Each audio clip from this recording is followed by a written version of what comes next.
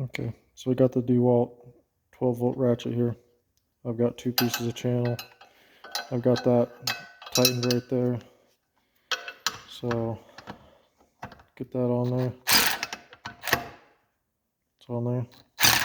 So that loosens it. Then to change it, just spin the dial here. We can tighten it up. Once you get to a certain point though, it won't ratchet anymore, but you can just use it as a regular ratchet if you have to. But then to loosen it again, just go back. Won't go. Just hand undo it a little bit. Like that.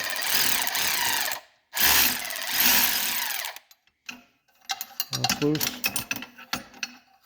Didn't take it all the way out so it don't fall out. But then that'll travel around.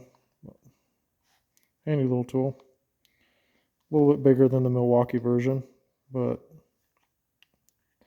I haven't checked to see which one has quite as much power as the other, but be fun to mess around with it.